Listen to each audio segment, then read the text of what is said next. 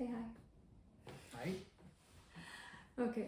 So, remember yesterday or day before yesterday? I don't remember that, for the love of God. When we went to Tesco, and I wanted to buy that sponge cake, right? So I don't eat so much sugar, or at least I try not to, and I try to avoid these kind of food. But then I stood there, and you were like, "Oh, this is so good, you should buy." And I obviously like it, so I bought. The thing is, I didn't want to buy, or that's not my usual choice. But then I stood there wondering if I should or not. I love it, but I shouldn't be eating this. I just weighed too many options in my head, and then I actually picked it, and then I actually enjoyed it. But it is not what I wanted to do at all. I don't want to have that much sugar. I don't want to commit to a cake. Like, it was a good sized cake, but I did it anyway.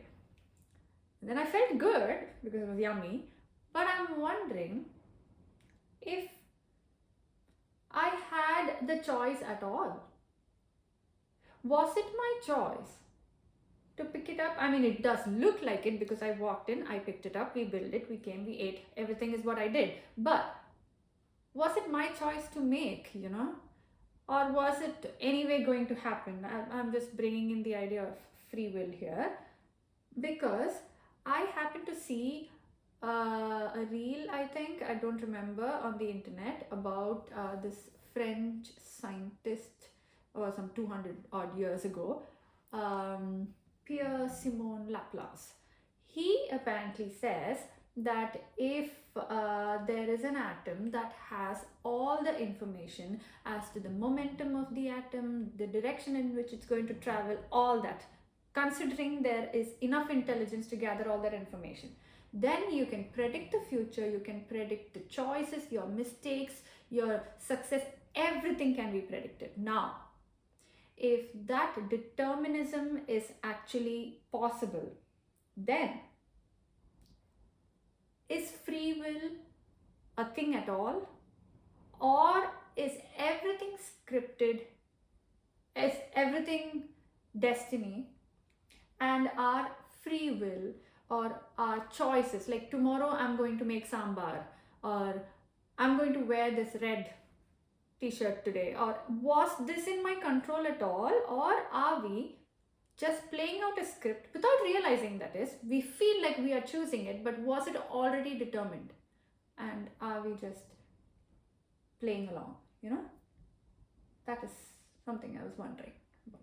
I think it's a very common conundrum, right? When you think about free will and destiny, people sometimes believe that free will is all there is, Yeah. and some people believe that destiny is all there is, and everybody is destined to do something in their life.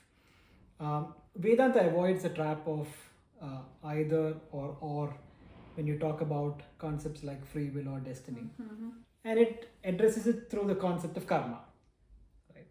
Um, and the way karma is defined is it's almost like a part of life. It's part of the laws of the universe, the laws of what governs everything that we know, everything we don't know as well. So if I look at the concept of karma, when we look at applying the concept of karma through free will or destiny, one part of it is the past momentum that we have got, which we can term as destiny, right? There is something that is taking us towards what we were destined to do. For example, people always say, right, I was always destined to be an actor, I was always destined to be a singer.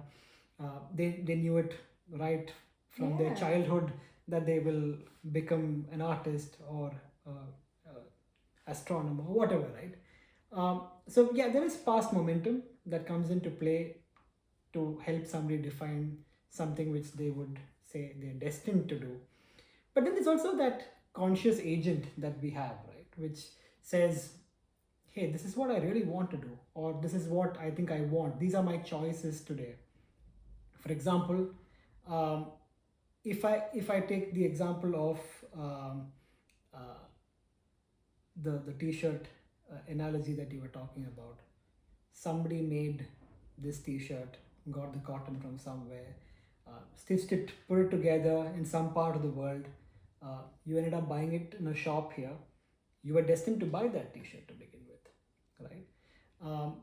You were destined to have or afford enough to be able to buy that T-shirt as well. Yeah, so many things have to come together. Correct. Everything has to come together for you to be in that very moment. But isn't free will your choice to decide whether you wanted to wear this T-shirt or some other T-shirt that day? Yeah. Right.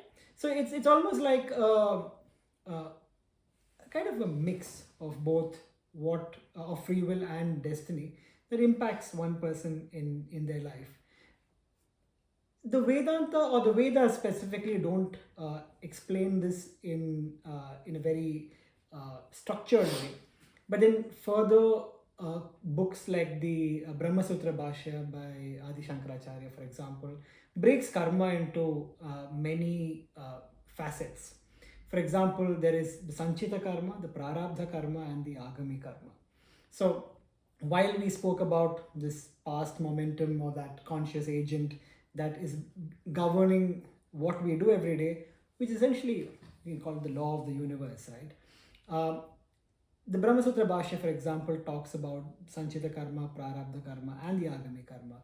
Where Sanchita karma is essentially from, say, previous actions.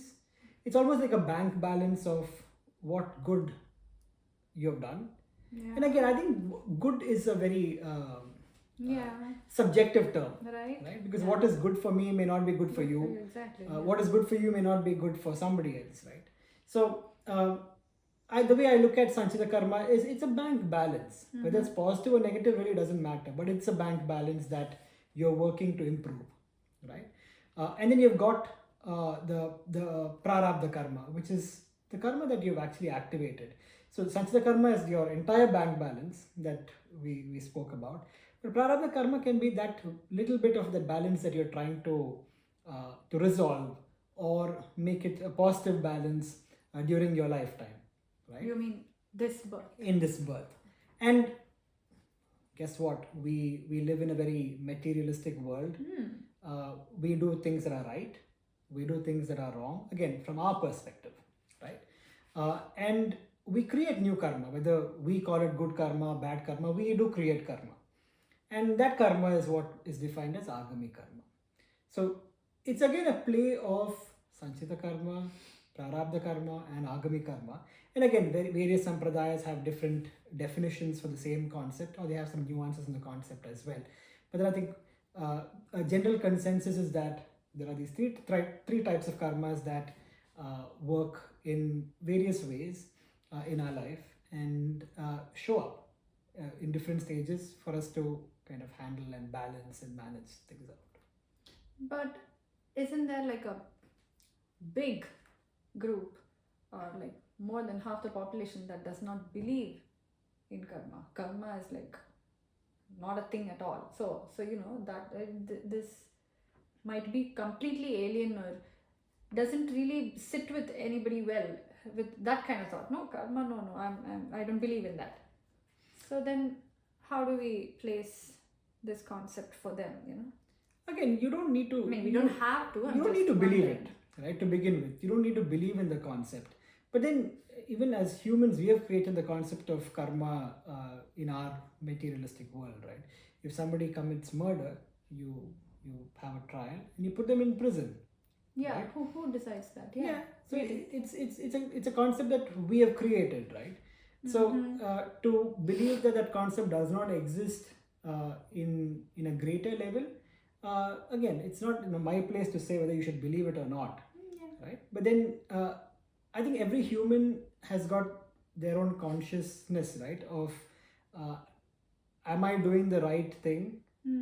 The conscience of doing the right thing or doing the wrong thing. Have I hurt somebody? Have I misbehaved with somebody? These are societal norms that has obviously been created over centuries. But then in the same way, we also believe that there is something that is right. And again, you don't need to be religious or spiritual to figure this out, right? Any human with what we term as a kind heart will say that, hey, you can't go be killing people. and they'll say that if you help somebody, that's a good thing, right? Hmm. So forget about whether you believe it or not. It doesn't really matter. Who are we to believe in something or not, right? It doesn't matter. It's irrelevant. Yeah. It's only a concept. You can put a term to that concept.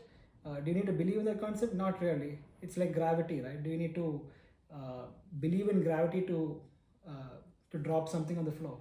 Yeah. Nobody cares. Nobody cares. No. See, on that case, if everything is perspective, if everything is subjective, what's good to me might not be good to you, considering all that.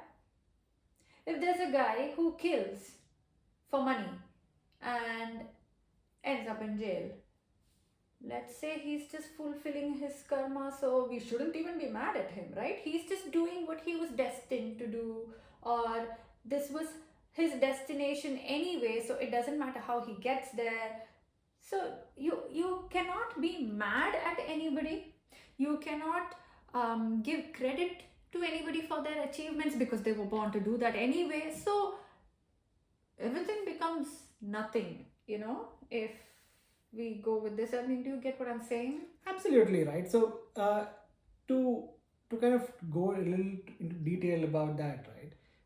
There's a very good story by Sri Ramakrishna Paramahamsa, who talks about a farmer who has tied his cow in a field. So he gives the analogy of the farmer being the universal law of karma here, right? Okay. And of course the rope has got a length, right? That length is what you would call destiny, right? And the cow has of course got free will to do whatever the cow needs to do within the boundary of that circumference of that circle over there. So the cow can eat, it can sleep, it can, I don't know, play, it can do whatever it wants to do there, right? It's bound into a certain circumstance, but then it's free to do whatever it wants to do within that boundary, right? So if I go back to your question, right, a person, of course, unfortunately they are born into certain circumstances because of whatever, you can term it karma or not, doesn't matter, but they're born in under certain circumstances. They end up in a place, they are tied to that boundary. It's their choice. I mean, while the example you gave, you always seen people who commit murder and then go to prison and then they don't regret doing it. But you also see people who regret doing it, right? And again, it's about what, I mean, again, I'm not saying you should go kill people to regret what you're doing, but then you always had a choice at that moment to do the right thing. Criminals are always there, but then you also have criminals who have got some sense of conscience of what is good or bad, right? Okay. So if you look at what Ramakrishna Paramahamsa says, right, is that he says, while most people complain about karma, saying that it's all my karma, that's why I'm suffering in this birth. Some people always blame destiny, saying, I'm destined only to achieve this, I could have done so much more if my destiny was better, right? But then most people don't graze that entire circumference that they're given. They probably graze a little bit and then complain and blame karma or destiny or whatever, right? Rather than making use of the entire circumference that the person has got. But what if they have? You do see people who've worked everything with everything that they have, they put in all their effort and it still doesn't work. They have graced every bit of that circle. So sometimes it's still not achievable. So is that pure destiny? Now that the effort was there, your choice was there, you did that, and it was still not achievable. That also happens, right? I mean, is it an exception? I mean, is there nothing that's absolute? Because how can if it should either be the choice or it should be the destiny, correct? Now you're saying no, it can be both, or everything it's all part placed of together, intertwined in a way. But for some people it's very unfortunate, they don't make it. Like, for example, this whole killer thing, not that he wants to be, he was born into a mentality like that, his brain works like that. To him, in his world, him or her, anybody, it is correct. to do a certain thing, and he does what he thinks is right, and we are calling it wrong, and we almost don't have the right to do that. So, if you ask many people, right, they'll say that it's all about genetics, the environment, Yeah, the the childhood trauma. childhood, the exposure that the person has got, Yeah. that determines how the person grows up and what the person becomes later in life.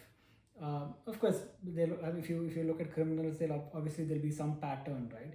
But then you'll also find that the criminals in many places are not the only child in a family. There are other children as well who have lived in the same circumstances, right? Why are you talking about criminals? Think of take say an Einstein's family, right? The kids were all born with the similar genetics, same kind of environment. They probably have the exposure to the same sort of stuff as a child, right? But why do you end up with only one great scientist out of the family, right? It's quite hard to explain that. How much ever you put weight on genetics or exposure or environment, again, I think modern science fails to explain why you can't have four kids who have the same level of exposure or environment, but then cannot be equivalent to an Einstein within the same family. So there is some play here between free will and destiny, if you want to call it that. But then again, I don't think it's worth putting a term on this, because at the end of the day, it's a universal law, right? Now, because you don't see the law, you can't say that the law does not exist, or you can't complain about the law, right? But what you can do is to live through the law and experience that law. So, if modern science cannot explain why children born into the same family achieve the same way, is there any other way to explain it? Can you explain? I mean, can you elaborate? on Okay, the question? I'll tell you. Isn't every person's capability, behavior, characteristics, achievements, life itself? Now that gives a branch to a whole other topic, but is that determined by something else? Forget modern science for a while. Is that determined by something else? Now, is it because you were born at a certain time? Could that explain? The way I look at it is that even if you were born at a certain time, it was your destiny to be born at that certain time. So the ultimate root is destiny? Is that what we're going back to? It's not just destiny, right? Because there is free will as well. But I think, again, instead of putting a statement around what is called destiny or free will, you talk about a law that governs the way we are, right? And you can call it karma. Again, you don't need to put a label or bracket on that, right? But then if you want to call it karma, you can call it karma. But that is what governs what you do on a day-to-day basis. Anything you do. Again, if you see many of the famous writers or poets or whoever, right? When they've achieved great things in life, they don't say that, hey, I achieved great things in life. Yeah. They'll say, hey, I had divine blessings to achieve what I achieved. Yeah. Now, I mean, is there somebody really sitting and blessing the person? I don't know, right? Maybe not. But then all I'm saying is sometimes it's something more than somebody's capability that gets them to a place where they should be, or where they end up being in. I agree. And again, you can call it whatever you want. It doesn't really matter, right? Every philosophy will call it something else or have a better explanation than what we are speaking about today. But then, as long as you have the judgment of doing the right thing and ensuring, because again, you can't do anything about the past, right? So as long as you don't build more of the agami karma, right, that we spoke about, I think it's fine. Yeah, I get it. No, but I don't know, I can't settle down on one thought like this, because when you say you've achieved well and you're being very humble and you say, hey, this is God's grace, I'm like this, God's grace, I've achieved this.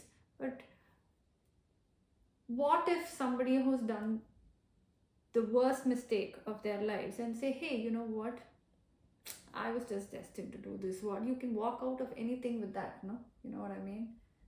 It's a good place to put your excuses in, and turn I that mean, as, hey, I was when destined to do when all you these say things, that right? for good things, Yeah. it suits perfectly for a bad one as well. It suits perfectly, and that's why karma can sometimes be a black box, right? Mm-hmm. Because if you had a book that said, hey, this is your karma I before know you it would came have been here, easier. it would be very easy, right? But then that's the black box. So you can attribute good things or bad things towards that black box, right? But again, we as a species, we as humans, have developed societal norms across the world, right?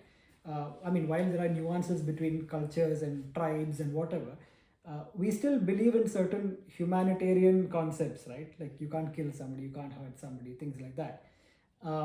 And I'd say that is the way to live, right? Now, if somebody breaks the societal norms and says, "Hey, I'm coming here to kill somebody. That's why I was born," then Yeah. it defeats the purpose of what you're trying to do. Yeah, so now I know what we'll discuss about next. But there's also another interesting concept, Yeah. right? Which is because karma can also your dharma to kill somebody can also. Yeah, exactly. Now Right. look at that. That's what I'm saying. You have to do it. Like Because- a soldier, right? Yeah, His or her job is to His go to and kill. serve That's- his country. That's his dharma. Yeah. So So then it's an interesting concept, and yeah, we can talk more about it maybe in our next video. next. Okay. Say bye.